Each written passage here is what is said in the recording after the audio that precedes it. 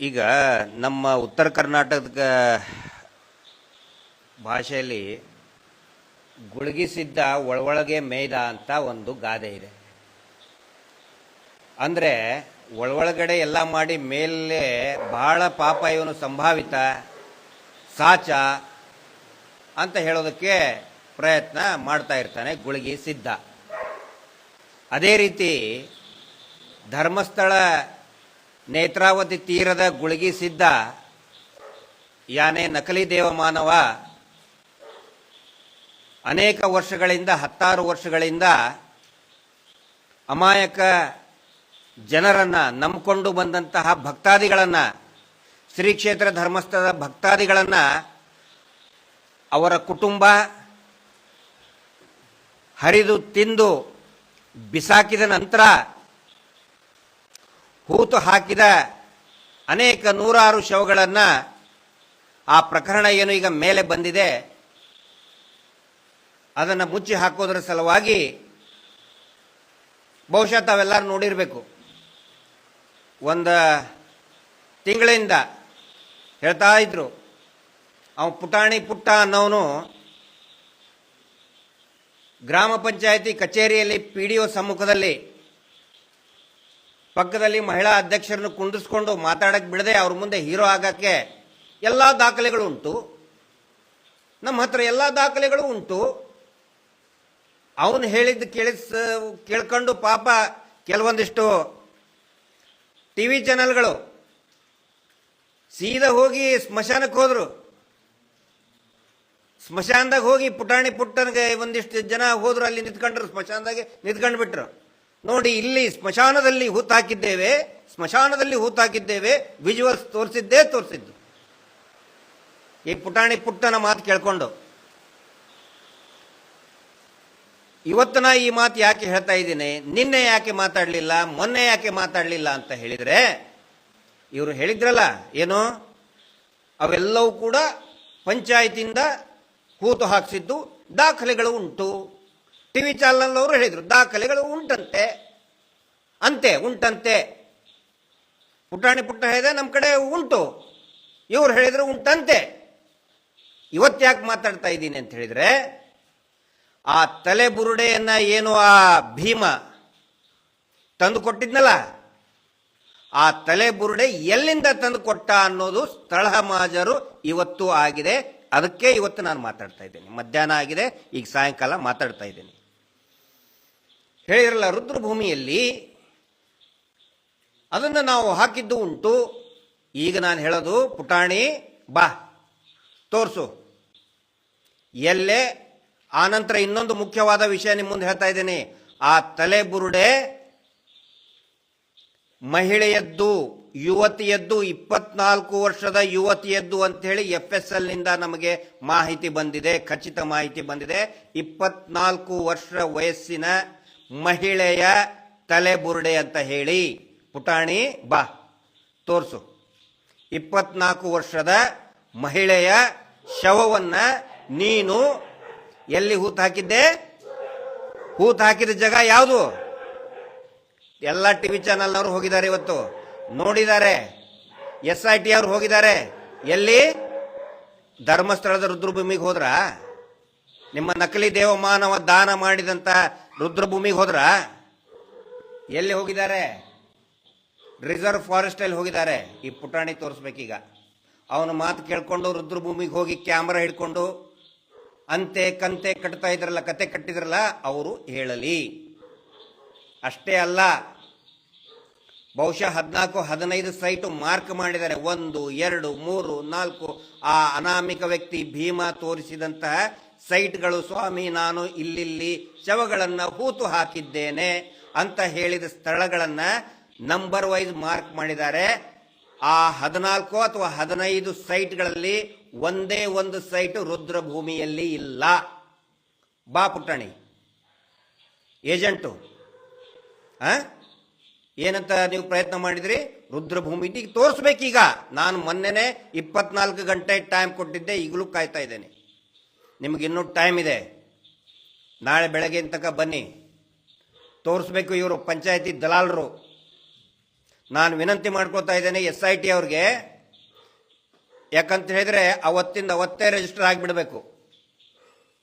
ನಾಳೆದೇನು ಅಂತ ನಾನು ಮಾತಾಡಕ್ ಹೋಗುದಿಲ್ಲ, ಇಮ್ಯಾಜಿನೇಷನ್ ಮಾಡಿಕೊಂಡು ಕಲ್ಪನೆ ಮಾಡಿಕೊಂಡು ಮಾತಾಡಕ್ ಹೋಗುದಿಲ್ಲ. ಇವತ್ತು ಸ್ಥಳ ಮಹಜಾರ್ ಪಂಚನಾಮೆ ಆಗಿದ್ದು ಫಾರೆಸ್ಟ್ನಲ್ಲಿ. ದಯವಿಟ್ಟು SIT ಅಧಿಕಾರಿಗಳು, ಫಾರೆಸ್ಟ್ ಡಿಪಾರ್ಟ್ಮೆಂಟ್ ಅರಣ್ಯ ಇಲಾಖೆಯ ಸಿಬ್ಬಂದಿಗಳನ್ನು ಕರೆಸಿ ವಿಚಾರಣೆ ಮಾಡಿ ಅವರನ್ನು ಅರೆಸ್ಟ್ ಮಾಡಬೇಕು.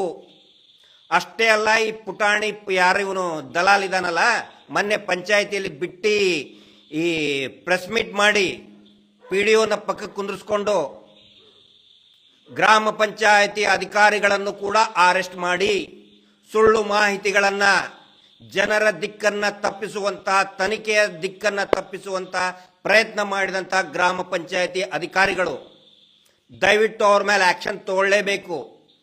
ಫಾರೆಸ್ಟ್ ಡಿಪಾರ್ಟ್ಮೆಂಟ್ ಅಧಿಕಾರಿಗಳು ಏನ್ ಮಾಡ್ತಾ ಇದ್ರು, ಆ ಫಾರೆಸ್ಟ್ ನಲ್ಲಿ ಒಂದು ಡೆಡ್ ಬಾಡಿಯ ತಲೆಬುರುಡೆ ಸಿಕ್ಕಿದೆ. 4 ಕಟ್ಟಿಗೆ ಯಾರಾದ್ರೂ ತಗೊಂಡು ಹೋಗ್ಬಿಟ್ರೆ, ಕಟ್ಟಿಗೆ ಆರಿಸಿದ್ರೆ ಅವ್ರ ಮೇಲೆ ಫಾರೆಸ್ಟ್ ಆಕ್ಟ್ ಅಲ್ಲಿ ಕೇಸ್ ಮಾಡ್ತಾರೆ ಇವರು ಫಾರೆಸ್ಟ್ ಡಿಪಾರ್ಟ್ಮೆಂಟ್ನವರು. ತಲೆಬುರುಡೆ, ನಾನು ಬರೀ ಒಂದರದೇ ಮಾತಾಡ್ತಾ ಇದ್ದೇನೆ. ನಾಳೆ ಎಷ್ಟು ಸಿಗ್ತಾವೋ ಗೊತ್ತಿಲ್ಲ, ಮುಂದಿನ ವಾರ ಎಷ್ಟು ಸಿಗುತ್ತೋ ಗೊತ್ತಿಲ್ಲ. ಇವತ್ತಿನ ಲೆಕ್ಕ ಇವತ್ತೇ ಚುಕ್ತಾ ಮಾಡ್ತಾ ಇದ್ದೀವಿ.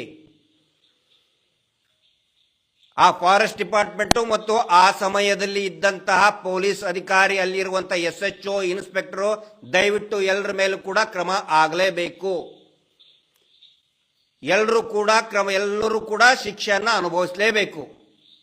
ಇದು ಒಂದನೇದ್ದು. ಎರಡನೇದ್ದು, ಇವರು ಸುಳ್ಳು ಹೇಳ್ತಾ ಇದ್ರಲ್ಲಪ್ಪ, ಏನೇನೋ ಹೇಳ್ತಾ ಇದ್ರು. 2003ರಲ್ಲಿ ಅಲ್ಲಿವರೆಗೆ ಧರ್ಮಸ್ಥಳದಲ್ಲಿ ರುದ್ರಭೂಮಿನೇ ಇದ್ದಿದ್ದಿಲ್ಲ. 2003 ಆದ ಮೇಲೆ ರುದ್ರಭೂಮಿ, ಪರಮ ಪೂಜ್ಯರು ರುದ್ರಭೂಮಿಯನ್ನ ಮಾಡಿಬಿಟ್ರು. ಭೂಕಂಪ ಆಗ್ಬಿಡ್ತು, ಜ್ವಾಲಾಮುಖಿ ಆಗ್ಬಿಡ್ತು, ಧರ್ಮಸ್ಥಳದೊಳಗೆ ರುದ್ರಭೂಮಿ ಮಾಡಿಬಿಟ್ರು. ಹೌದಪ್ಪ, ಸರಿ. ಅಂದ್ರೆ ಅಲ್ಲಿ 2003ವರೆಗೆ ಹಿಂಗಾಗಿ ಅಲ್ಲಲ್ಲೇ ಹೂತಾಗ್ತಾ ಇದ್ರಂತೆ. ಅವು ಅಸಹಜವಾಗಿ ಸತ್ತಿದ್ವಂತೆ, ಪೋಸ್ಟ್ ಮಾರ್ಟಮ್ ಮಾಡಿ ಹಾಕ್ತಿದ್ರಂತೆ. ಅಲ್ಲಿ ಒಂದು ಪ್ರಶ್ನೆ ನಾನು ಕೇಳ್ತೀನಿ, ಪ್ರಜ್ಞಾವಂತರಿಗೆ ಅರ್ಥ ಆಗುತ್ತೆ. ಏನು ಅಂತ ಹೇಳಿದ್ರೆ, ಪ್ರಜ್ಞಾವಂತರು ಮತ್ತೆ ಕಾನೂನು ಪ್ರಕ್ರಿಯೆ ಗೊತ್ತಿರುವಂತಹ ಲಾಯರ್ಗಳಿಗೆ ಸಹಜವಾಗಿ ಸಾಮಾನ್ಯವಾಗಿ ಗೊತ್ತಾಗುತ್ತೆ. ನಾನು ಕೇಳ್ತಾ ಇರುವಂತಹ ಪ್ರಶ್ನೆ ಏನು ಅಂತ ನೋಡಿ.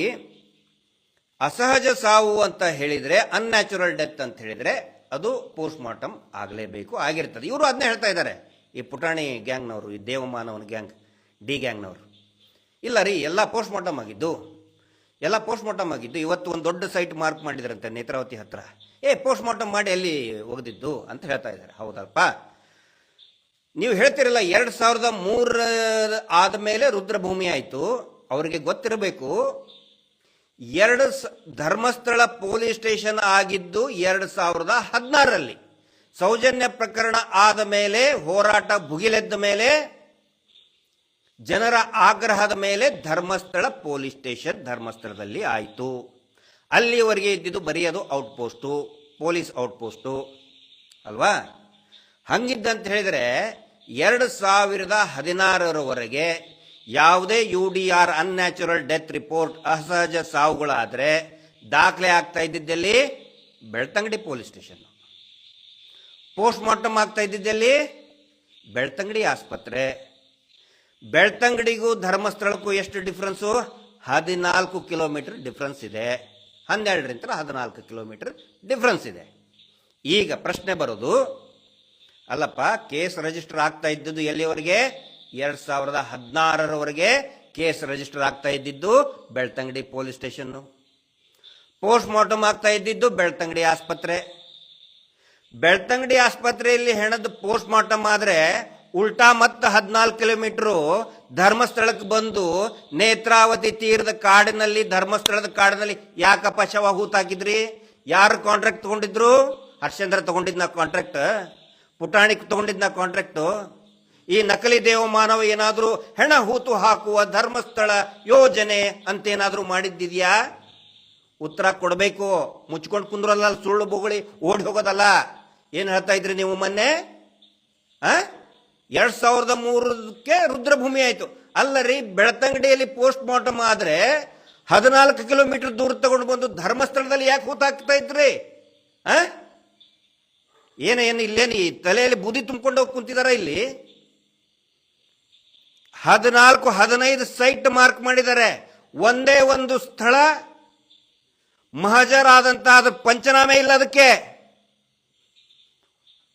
ನನಗೆ ಗೊತ್ತಂತಹ ಅಲ್ಪ ಸ್ವಲ್ಪ ಮಾಹಿತಿ ಪ್ರಕಾರ ಏನು 15 ಸೈಟ್ ಇದೆಯಲ್ಲ, ಸ್ಮಾಲ್, ಇಷ್ಟದು ಬರೀ 1/4 ಕಾಲ್ ಭಾಗ, ಬರೀ 3-4 ಗಂಟೆಯಲ್ಲಿ 15 ಸೈಟು ಮಾರ್ಕ್ ಮಾಡಿದ್ದಾರೆ.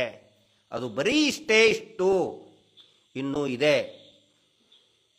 ಹಾಗಿದ್ರೆ ಪೊಲೀಸ್ ಅಧಿಕಾರಿಗಳು ಆ ಸಂದರ್ಭದಲ್ಲಿದ್ದಂಥ ಪೊಲೀಸರನ್ನ ಎನ್ಕ್ವೈರಿ ಮಾಡಬೇಕಲ್ವಾ? ಫಾರೆಸ್ಟ್ ಇಲಾಖೆಯನ್ನ ಎನ್ಕ್ವೈರಿ ಮಾಡಬೇಕಲ್ವಾ? ಮಾಡಬೇಕಲ್ಲ. ಅದನ್ನು ನಾನು ಆಗ್ರಹ ಮಾಡ್ತಾ ಇದ್ದೀನಿ. ಸುಮ್ಮನೆ ಮರ್ತು ಬಿಡೋದಲ್ಲ. ನಾಳೆ ಏನೋ ಆಗುತ್ತೆ, ನಾಳೆ ಶವಗಳು ಬರ್ತವೆ.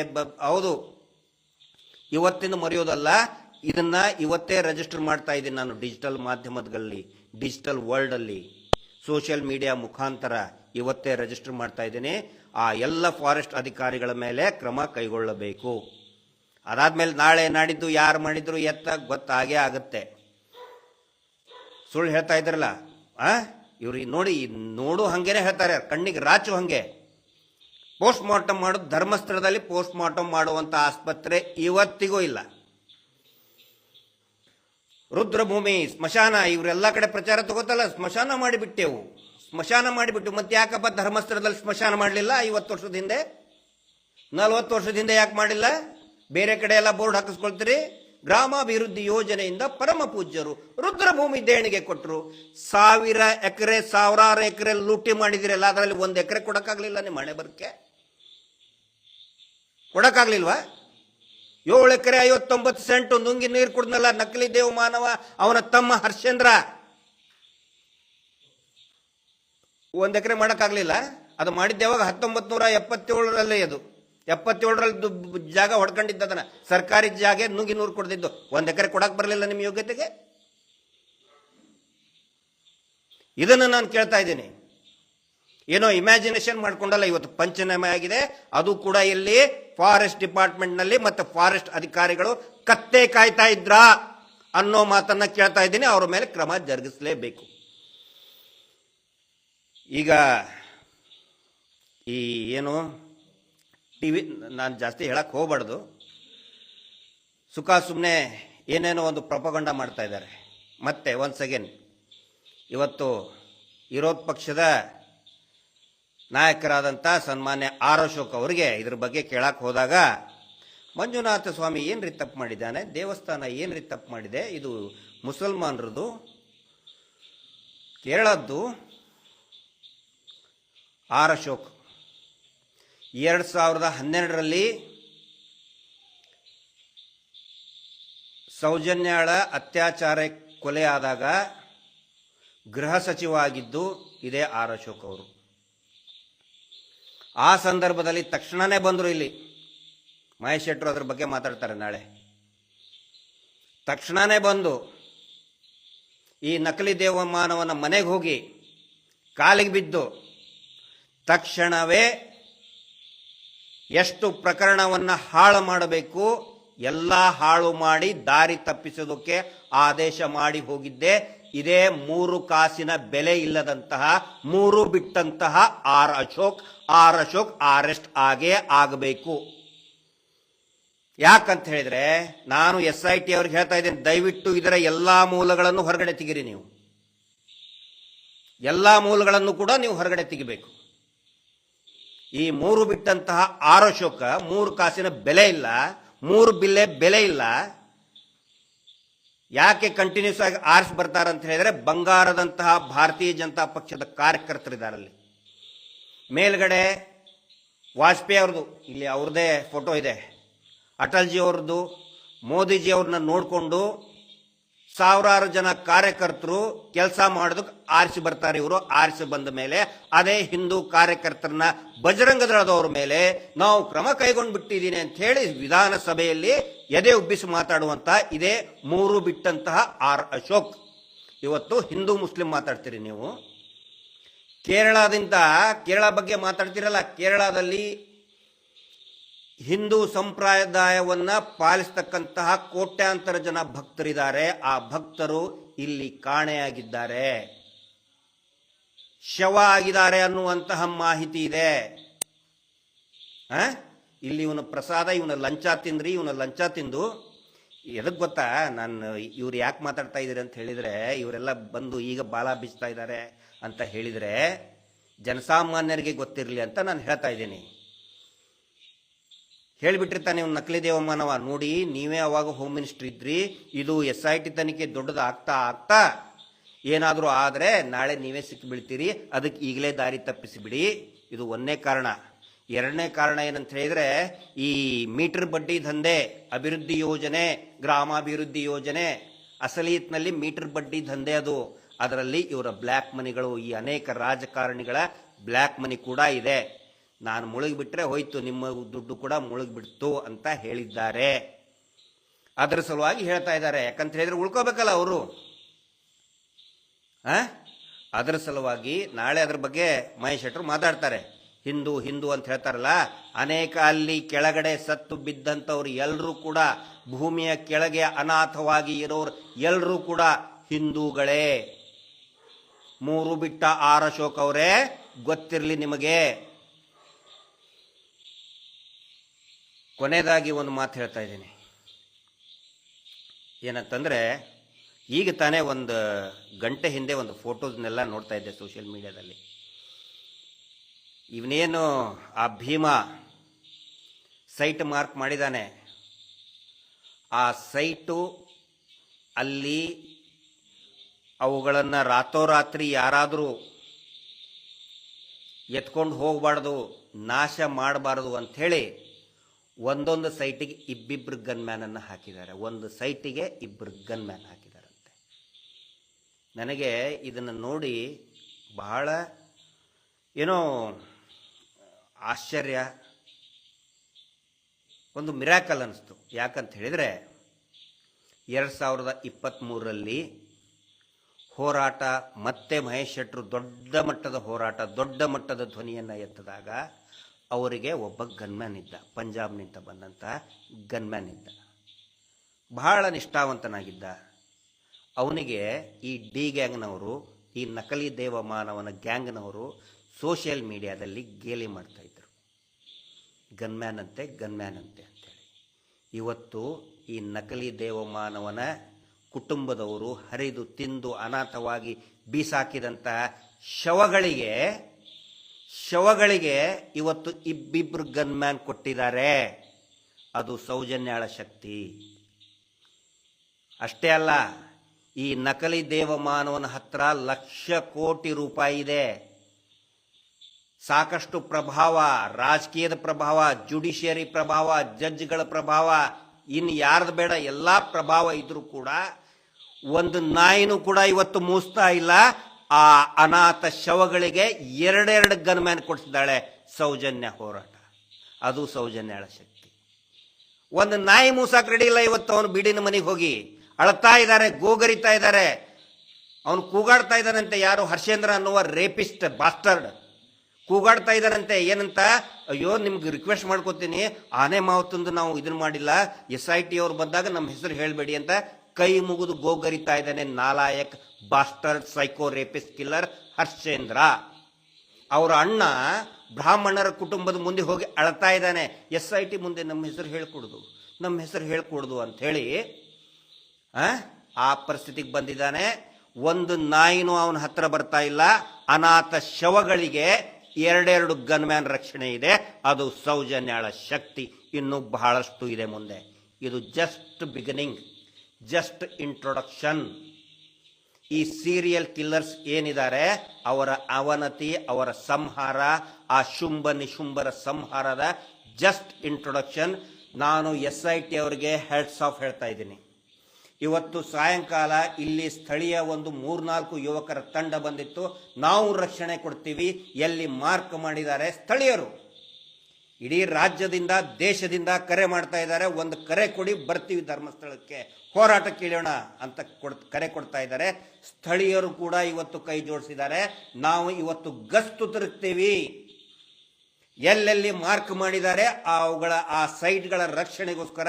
ಯಾಕಂದ್ರೆ ಹೇಳಕ್ಕಾಗೋದಿಲ್ಲ, ಇವನು ಏನ್ ಮಾಡ್ತಾನೆ, ಇವನು ನೀಚಲ್ ಜೈನ್ ಇದನ್ನಲ್ಲ, ಹೋಗಿ ಅಂತಲ್ಲಿ ತೆಗೆದು ಬರ್ಬೋದು. ಆಮೇಲೆ ಇವ್ರು ಹೇಳಿಕೆ ಕೊಡ್ತಾರೆ, ಇವರು ದೊಡ್ಡಪ್ಪ, ನಮ್ಮ ಮಗು ಸೂಸು ಮಾಡಕ್ ಹೋಗಿತ್ತು, ಅವಾಗ ನಮ್ಮ ಮಗು ಅಮೆರಿಕಾದಲ್ಲಿ ಹೋಗಿತ್ತು ಅಂತ ಹೇಳಿ ನಕಲಿ ದೇವಮಾನವ, ನಕಲಿ ಪಾಸ್ಪೋರ್ಟು, ನಕಲಿ ವೀಸಾ ಇಟ್ಕೊಂಡು ಅಮೆರಿಕಾದಲ್ಲಿ ಹೋಗಿತ್ತು ಅಂತ ಹೇಳ್ದಂಗೆ ನಮ್ಮ ಮಗು ಸೂಸು ಮಾಡಕ್ ಹೋಗಿತ್ತು, ಕೆದಕಾಕ್ ಹೋಗಿದ್ದಿಲ್ಲ ಅಂತ ಹೇಳ್ಬಿಡ್ತಾನೆ. ಇಷ್ಟೇ.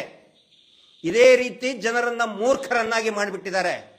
ನೀವು ಕೇಳಬಹುದು, ನೀವು ಇಷ್ಟೊಂದು ರ್ಯಾಶ್ ಆಗಿ ಯಾಕೆ ಮಾತಾಡ್ತೀರಿ, ಡಿಪ್ಲೊಮ್ಯಾಟಿಕ್ ಆಗಿ.